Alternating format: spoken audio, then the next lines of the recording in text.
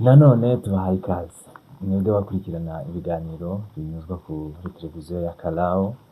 Ni umwanya tugiye kuganira ikindi kiganiro cyiza muri cya kiganiro cyacu cyitwa Lightening Mind.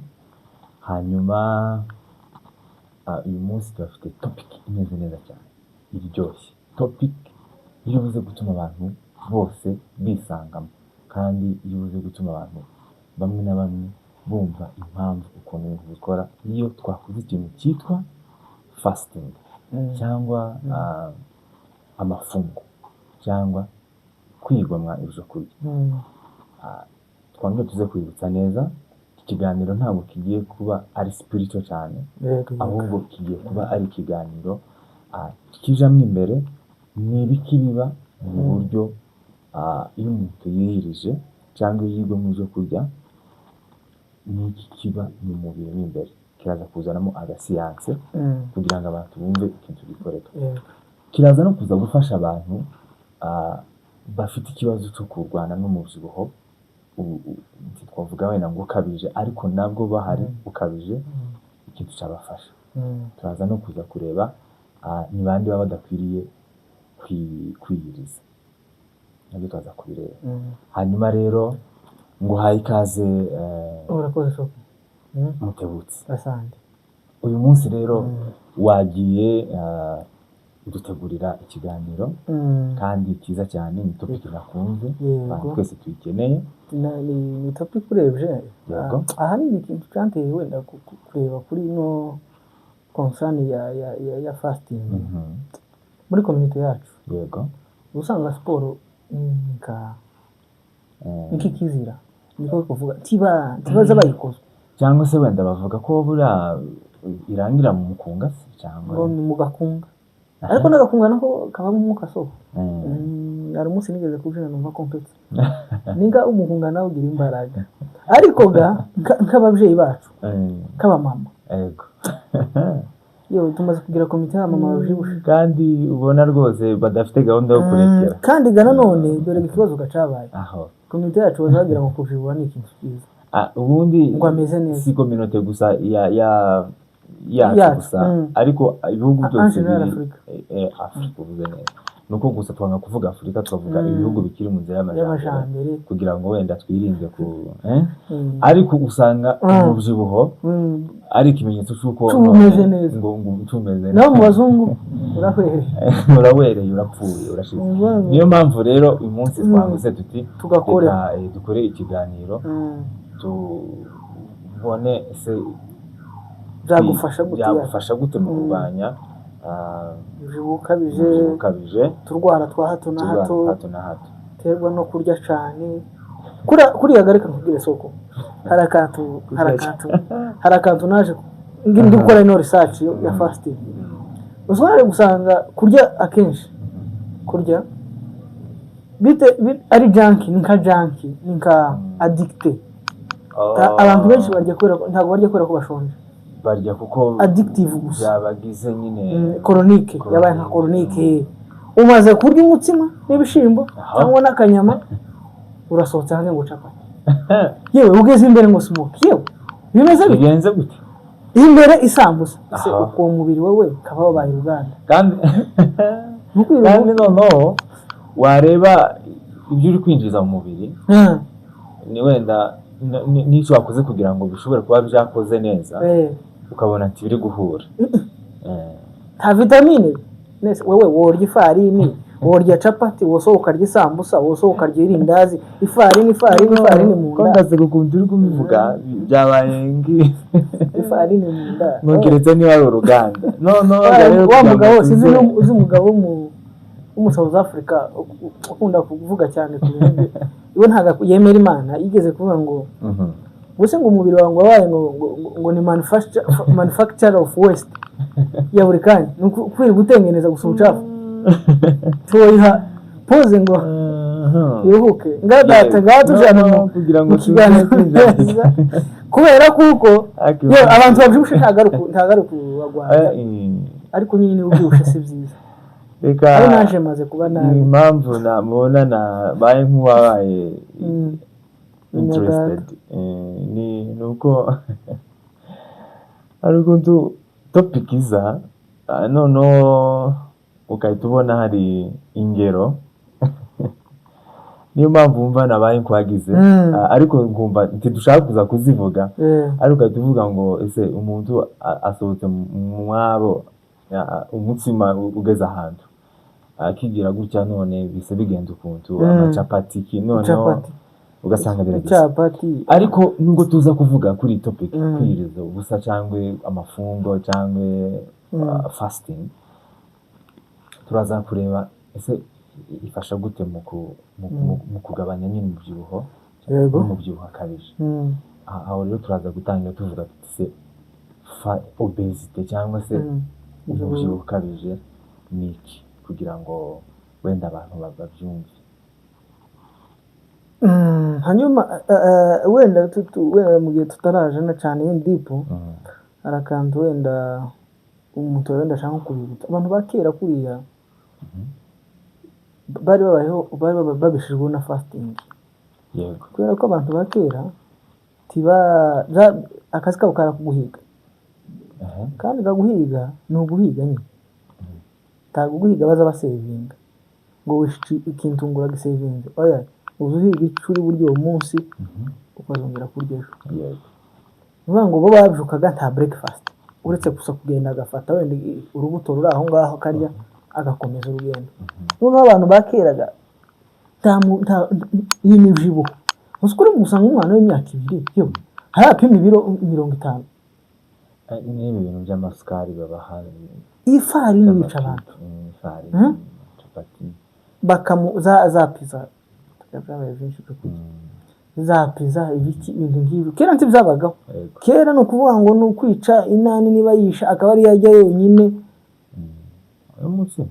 n'umutsima kera umunsi ukaba urashize nijoro ga mu gihuru ntari bujuke ngaje guhiga na hejo noneho ugasanga fat level iri hasi isukari iri hasi ibintu byose biri ari muri equilibrium kabisa kandi abantu bari mu kwitwa uretse accident accident izi ntambara z'amasasu n'indwara nivyo bintu birabizi abantu ariko abantu bageraga accident uragwa ku musozi se kaba wewe wihanuyeho ni hari umuntu wese fose no kubereka abantu baruguru batagaza bapfa cyane yego tigeze kumbaza ikibazo ndagitekereza ndavuga ati abantu hano uri mu gusohoka ejo bundi imodoka yari impushije ngiye iriya hanze sengera kuko Imana abantu babatwara na imodoka yawe guhusha ukarokoka ico yewe indwara ziba hano akaya kurumva nuvuga ngo ibintu byica mu mujyi ni byinshi kurusha kera byari biki none wongeyeho n'ibiryo byahanga uburyo abantu baza bari abantu bino baza bari bazavuga abantu banze baza bari ari naje gusanga nabo bari none reka tuje kuri ba bantu batazashobora na siporo tutavuze ngo nibaze ko ariko hari ni metode ino metode ya ubushakashatsi bwakoreshejwe iyi metode ya fasting cyangwa kwiriza mwese murabizi nuko kutarya yani kutashira ibiryo mu nda ariko ushobora kuba wakoresha amazi n'akantu k'umunyu kugira ngo wenda electrolyte utazerera utazengereza iyo wa fasting cyane bazasaba gushaka akantu k'akunyu cyangwa kangwa n'agasukari akantu kugira ngo ututiruka hanyuma bakoresheje iyi metode ya fasting kuvura kanseri irakunda iyi metode ibihugu byateye imbere biri mu kuyikoresha ku bagore bafite hormone balance cyangwa se kubyara biba imbogamizi iyi metode barayikoresha iyi metode igabanya obesity nkuko twabivuze ishira hasi cyo bita umubyibuho ukabije urashira kabisa kandi bitavunanye umubiri rero wonyine kandi iyi metode ubundi hari ukuntu iyo umuntu abyibushye cyane agakora siporo nyinshi hari ukuntu zino nyama zisa nkaho ziri kugwa izi za hano gutya zigwa iyi metode ya fasting kuri ntabizigira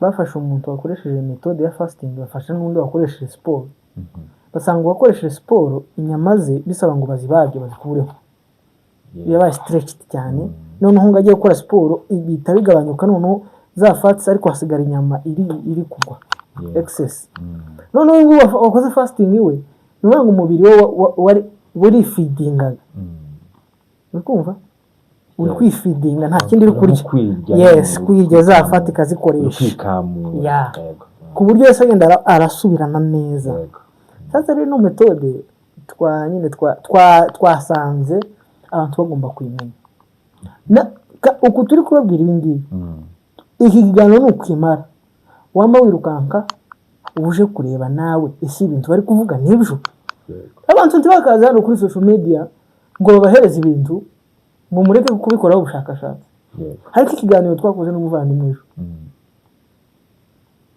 abantu bubatse mugende mu gisombe mugende mu kirere kiriya kiganiro gifite amasomo menshi cyane mukoreho research nako sibyo waba ni nk'uko nguko hanyuma ndagira ngo iyo fasting bivuze neza n'ibyiza byayo noneho ndagira ngo tuze kwinjira neza ubwo uri kugenda winjira urebe uburyo nyine noneho ifasha obesity bigenda gute n'ibikibiba uko kwirya nyine uko kwikamura bigenda bite kugira ngo wenda tuze gufasha abantu kugira ngo bumve umumaro wo guhitamo gukoresha fasting mu gihe baba bariho barwanya ubushibuho nyine ukabije ikintu cya mbere reka turamutse tuvuze ati wenda ufashe fasting hagati y'iminsi 7 wiriza ko birakunda cyane birashoboka cyane ariko ushobora no gukora iminsi 3 wenda uri umuntu utabimenyereye sana wenda nk'umuntu utabimenyereye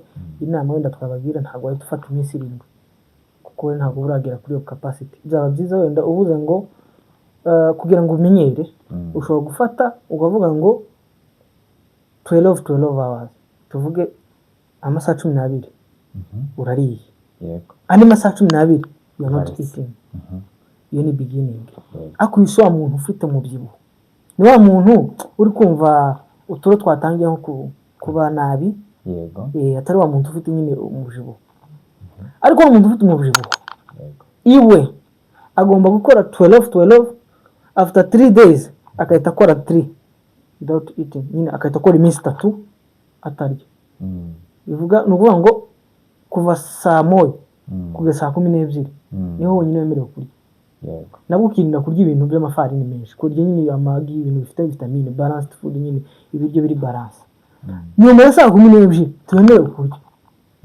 ureke umubiri nawe ukora akazi kawe nawe wewe uriye saa 6 sibyo saa 2 urongera urari nuvuga ngo kuva ya masaha saa 6 wahaye umubiri akazi ko gukora digestion irakoze aho igiye kuruhukira ukubise n'ibindi kurumva so nanone wa mubiri ugize gute ugiye mu kazi ko kongera gukora digestion ijoro ryose biba ari byiza ko uhereza umwanya umubiri ukaruhuka mu kuruhuka rero ugafata bya ntungamubiri wafashe kare igihe waryaga mbere ugatangira kuzigira gute kuri pairing umubiri cyagiye uryamye ariko wewe wamukubitamo umutsima unganuke mu ijoro kera umubiri watangiraga utangire gukuremo ibyo ukeneye nanone gaye kazi gakijoro umubiri kurara ukora digestion bitari byiza ari nabyo bituma umuntu ashobora no kubyibuha kubera kurya late hours amasaha akuze icyo ngicyo naco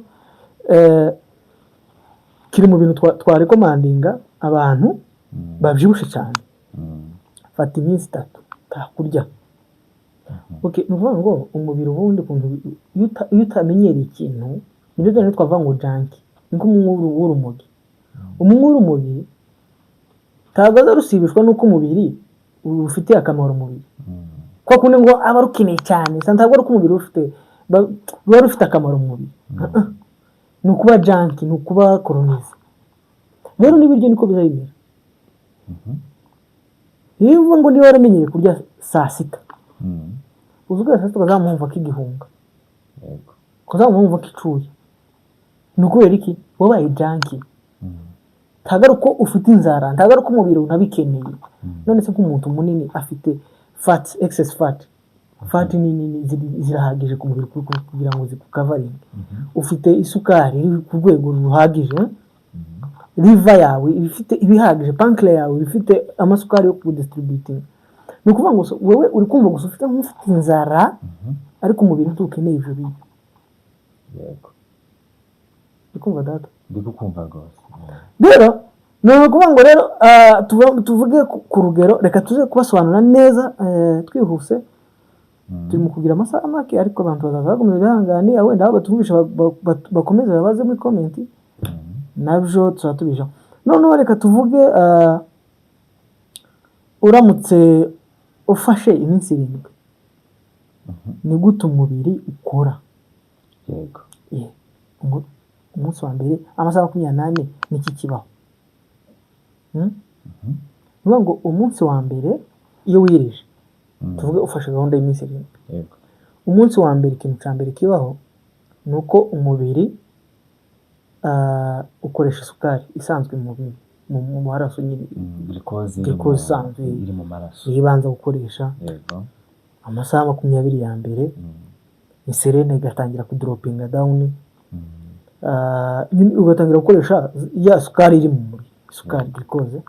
Uwo ni umunsi wa mbere, utangira kumva inzara. Uri umunsi wa mbere ni ubamo inzara. Yego.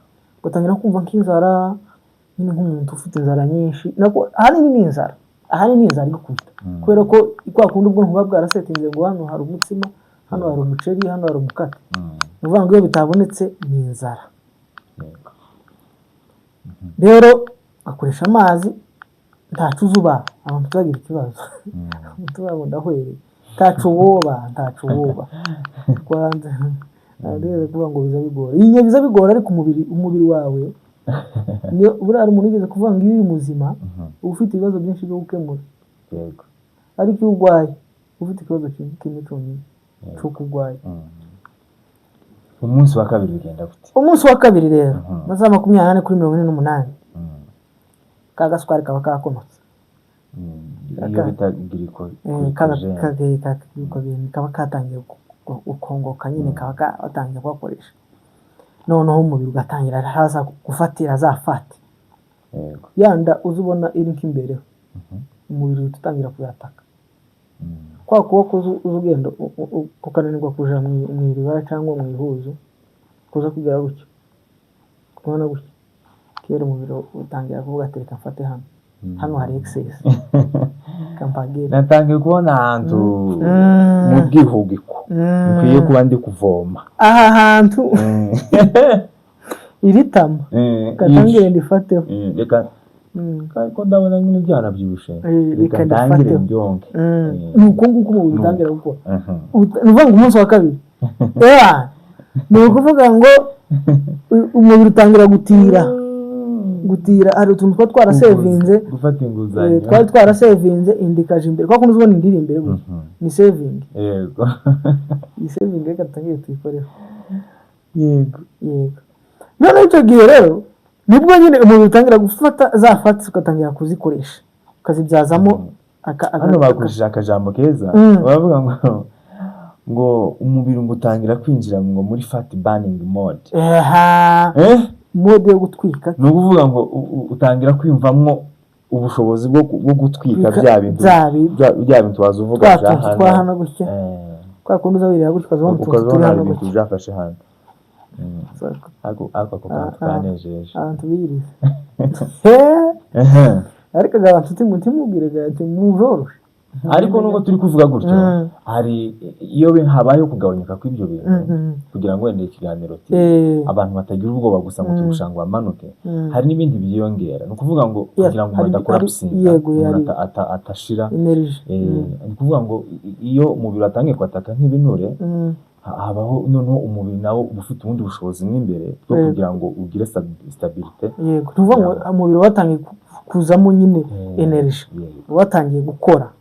Ni uvuga ngo umubiri utangiye gukora muri make. Twihute. Ikindi ushobora kumva ku mutwe kukurya ku munsi wa kabiri. Yego. Umva akantu k'umutwe, ariko kana ntacu kaba gatwaye kuri karifata amazi ugashyiramo akantu ka electrolyte cyangwa akakunyu, muri akunyu kaza gatuma mu mubiri habaho muvuma noneho ukanywa bihita bimanuka ntukagire ikibazo uriya na gasukari ni umubiri gusa utangiye gukora cyakora nyine wabangamiwe nuko utakiwongera bya bindi birundaga ku bindi ariko nyine uri muri neza nturi bupfa umeze neza cyane hanyuma ikindi utangira kumuka mubi mu kanwa yego utangira kumva umwuka mubi ariko biriya ni ibisanzwe genda wiborose nta kibazo ntacu bitwaye twihuse umunsi wa gatatu ni byinshi umunsi wa gatatu kugira ngo tuze kuzana amasaha y'ikiganiro umunsi wa gatatu rero ni ukuvuga ngo rero umubiri na twa tunure tumwe twasigaye ariko abantu bafite fati zifatika ukuvuga nta fati ugira wewe umunsi wa mbere kera wahuye n'ikibazo ariko hari abandi ukuri kw'Imana ni ukuvuga ngo layers nka 6 zafata layers zigeretse gute wa muntu ariko izi social media ibintu zidukora niyo kubona ngo se umuntu uvyibushe musasi ngo ryo mufata ngo yogera kwigufwa no berekanaga n'igishushanyo nyine yogeraho ariko ryogeraho bigoye cyane ko umuntu unanutse ubwo ryo kwamara igufwa rigakomeza ariko umuntu uvyibushe hari igihe fats zizagabanya ya speed layers hari abantu babyibushe kuri urwo rwego ku rwego umubiri uhora sevinze ku buryo umunsi wa kabiri za fats ziza zigihari ziba zigihari kuravuga gute ziba zigihari bifatira umunsi wa gatatu urabona kanje fati ni ukuvuga ngo iyo umunsi umwe bishize ariko hari undi ni nk'intebe gutya ukuboko ni ngaha bisaba iminsi 3 kugira ngo byibuze noneho ku munsi wa gatatu inzara kwiragabanyuka yego inzara itijasi urabwo noneho aha ngaho nubwo tutari butinde cyane ariko hano abantu baza kubafunga bakaza ku munsi wa gatatu ababizi neza tukuvugana n'abantu babizi neza abantu basanga bizi abantu bafite umunsi wa gatatu umuntu azava mu masengesho kuko nyine yapanze iminsi 3 ariko umubiri utangiye kongera kumera neza uzamumva inzara nibwo nyine wumva utangiye neza kumera neza kuye ko umuntu areka nyine kuko yapanze iminsi 3 ariko ku munsi wa gatatu none ikintu nabonye hano ngo umubiri watangiye gukoresha bya binure k'ingufu noneho ziri n'ingufu nyine noneho nyamukuru sinubwo kubivuga ningaho nyine kuvuga ati okay ntabikinjira ubu noneho aho turi kuvoma gusa ni muri bya binure ni hahandi tuvoma ikindi habaho icyo bita balance ya hormones ni hahandi noneho umubiri utangira kugenda uvura za ntuzo zagiye za cells zagiye zipfa igenda ziriparinga niyo bavuga ngo umuntu atangiye gutekereza neza ku bakobwa baza baje mu mihango ikababaza iyi fasting izibafasha ku buryo uzamumera nk'ibisanzwe kuba ko hormones ziba zatangiye kuba active ziri gukora neza zabonye umwanya wo kwiriparinga muscles ziriparinze ibitekerezo biri gukora neza biri gutekereza neza yego uwo ni umunsi wa 4 umunsi wa gatatu umunsi wa 4 umunsi wa 4 rero ubundi akantu turi komeza kwimfasayizingaho abantu bafite icyo bita ikinure papa gani wa gaskungo boro kike ikinure uwo haba hakiri gusha numva ngo umubiri ubigaye ikora icyo bita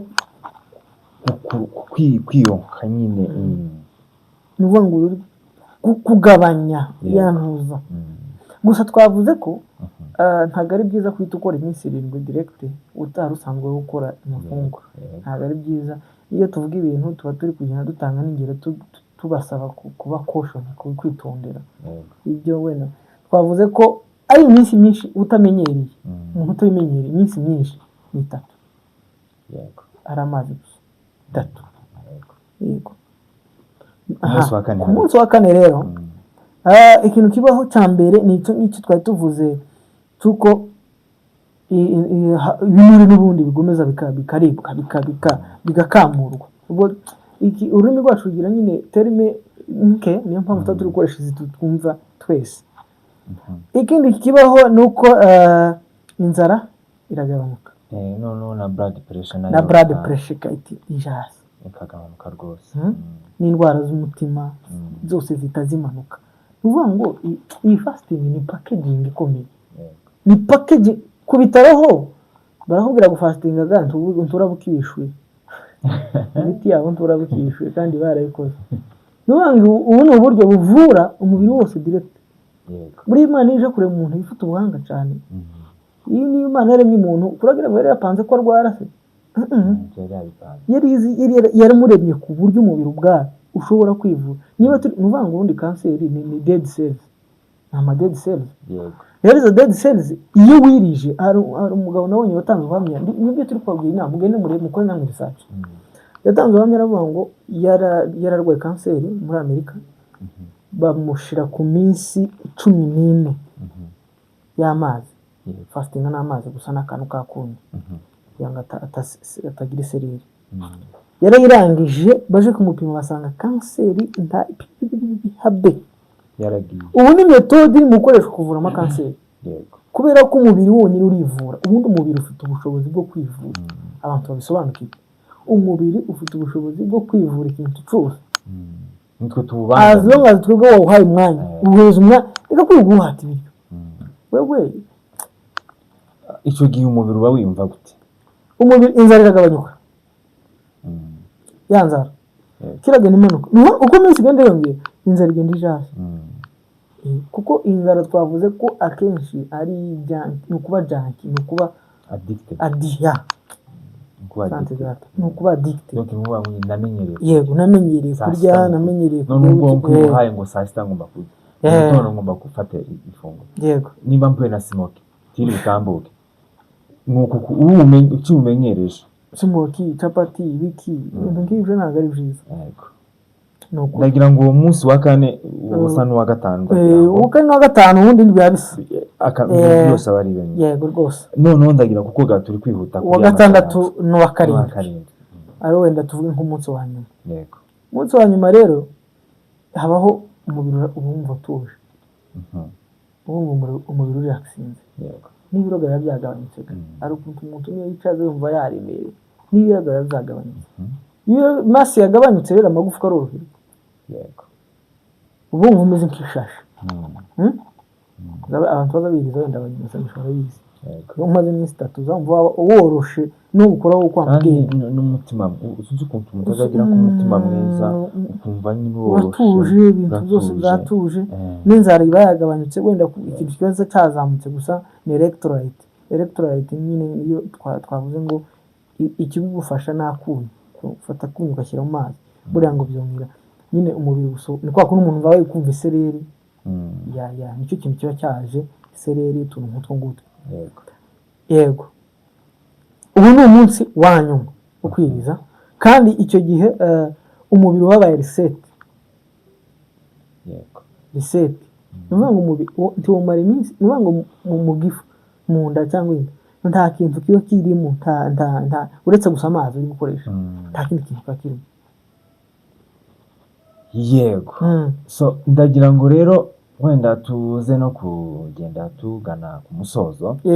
Ubwo aho hantu bagiye bumvamo n'ibyiza byabyo, rwose icyo kintu turi kwifuza ko abantu bacyumva, bumve fasting umubiri ugira uburyo bwabo bwo kwivura, nitwe tutawemerera. Tuza tubiborana gusa tukagira umutwe munini, ugasanga nyine umubiri ibintu ufite ubushobozi tidushaka twe ko ubikora. Hari abantu batemerewe fasting, wenda tutaraje kure, abagore batwite. Yego, ntabwo bemerewe fasting. Ni byiza kwikora mbere, kwikora mbere kugira ngo umubiri wawe stable, n'igihe utwite umubiri wawe ufite capacity yo kuguhandoringa. Abana batoya, abana bato, abantu bafite ibibazo by'imirire. Yego, n'ubundi badasanzwe barya neza, nk'abantu bafite ibibazo by'imirire. Ibyo twavugaga nti hari abantu batemerewe kurya ku fastinga. Yego, nabo ngabo abagore batwite, abo ngabo bafite disordre mu mirire, abana bato, umwana muto. Ariko hari kandi utavuze ngo abafata insuline nyinshi ubwo nafite ikibazo cya diabete, abo n'aba diabetike bafite uburyo bwo bisaba ibitaro kuja kwa muganga baka yego. Ntago kwiriza ari uburyo bwo kwishonjesha cyangwa kwicisha inzara, no, ni uburyo bwo kurisetinga umubiri. Nka conclusion, kwiriza ni uburyo bwo gusetinga umubiri, niko kuwukorera reset. Yego, hari ikintu bavuze yego hano, bavuze akantu keza ngo wavuga komojeho, ni uburyo bwiza bwa metabolism bufasha umubiri gusohora amasukari, yego, kwinjira mu mafati, nyine kugabanya fats, kubanura, yego, kugabanya obesity mu buryo bwimbitse, kwinjira mu byibuho ukabije kabisa, ukawuhohonona kabisa. Yego, ni igikorwa gikomeye ariko gikora neza iyo gihujwe n'ubumenyi, genzurwa n'imirire myiza nyuma yaho. Kuvuga ngo ntabwo turi kubwira abantu ngo biyice, ariko ni igikorwa cyiza umuntu iyo agikoze, hari indwara bifasha gukira zonyine ubwazo, yego, za mikrobe, za amibe zose z'imbere zikaryana zikavamwo zose, noneho ukagira umenya n'uburyo bwo kurekipera kugira ngo umubiri utaza gucika intege. Kandi hari umuganga wavuze ngo umuntu wiriza 3 mu cyumweru, tuvuga ashaka iminsi 3 gusa ikurikiranye kiriza, uwo muntu nuvuga ngo mu myaka 5 biragoye ko wamubona arwaye. Ntabwo byakunda. Ntaho indwara izibura ntaho yoca. Ni ibintu biri scientific proven. Ni scientific, ntabwo ari ibintu turi gutekereza by the way. Namwe mugwe n'umukora ubushakashatsi. Ibyo tubagira inama, twabwira ngo ibintu byose ubonye kuri social media ntukabyakira. Tugenda nawe gukora ubushakashatsi bwa ibizima birimo bikore. Muto turakoze cyane rero, yego, ikiganiro cyacu asande amasaha yacu yageze. Reka tubabwire ko rwose fasting ari ikintu cyiza cyane. Abaganga baravuga ati umubiri ufite ubushobozi bwo kwivura. Yego, fasting ituma utagira kubukoresha, donc ku buryo nyine nta kindi kintu cyagufasha nka fasting wishoboye. Rero reka tubashimire, ibiganiro byacu nagagaruka, kandi dukomeje kubashimira uburyo mukomeje kudukurikirana. Namwe mutarakora subscribe, mugende muyikore, mushyiremo comment, muduhe umurongo mwifuza ko twabaganirizamo, topic twabakoreraho, ndetse munasharinge niba wumvise bikubereye byiza. Muba amahoro rero, turi kumwe.